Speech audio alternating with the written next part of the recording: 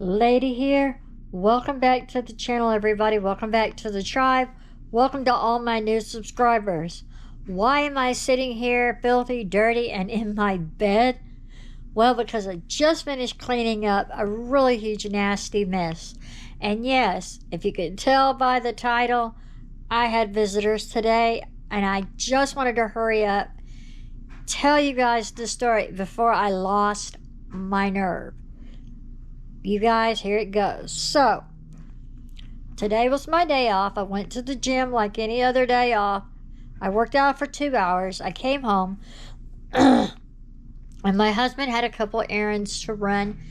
And he asked me, will you go to, I think O'Reilly's, Home Depot with me? And I was like, yeah, in the bank. You know, errands, Friday errands. So, I rode to the bank, Home Depot, O'Reilly's with him. And he said, why don't we just get some Taco Casa?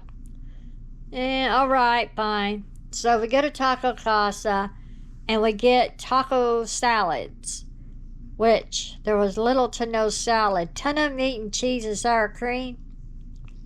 Very little salad in mine. But anyway, we bring it home. I set the bag down on the couch with the containers. I set my large sweet iced tea down on the coffee table. I turned around, and when I did, my wallet purse, yes, wallet purse, knocked my large iced tea over directly upside down on the lid. Tea was gurgling out everywhere, and it was sweet iced tea. I picked it up and set it on the coffee table and began to put towels down on the floor. What I didn't know was that when I set it down on the coffee table, it punctured a hole somehow in the bottom of the cup. Now the cup's leaking directly out on the coffee table. My husband says, oh, it's leaking everywhere on the table. I grabbed it and I had my hand under it, which done no good. And we're off to the races. The stuff is everywhere. So they start pulling everything off of the coffee table. More towels. One of the items that was on the coffee table is my Ring alarm panic button. And you just hit it and it goes off and it calls the police immediately. Well, it was sitting in the tea. I picked it up. I wiped it off. And I set it down. I don't know if it got hit when I wiped it off.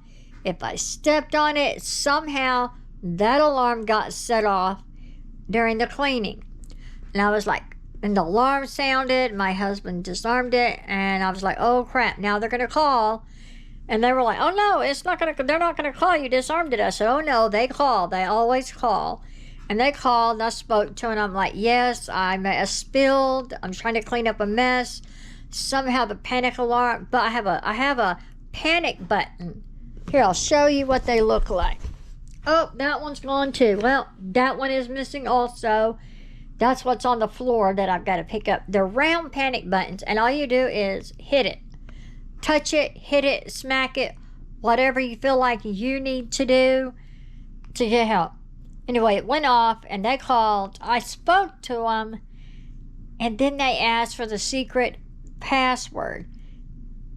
And I did the password before my cardiac arrest. I could not remember the secret password.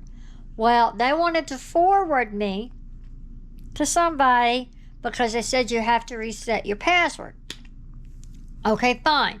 Well, I'm sitting there, and all of a sudden it goes, the number you have dialed, or the number you're trying to reach, whatever, the number you have dialed cannot be reached at this time. Goodbye. Click. And I'm like, crap.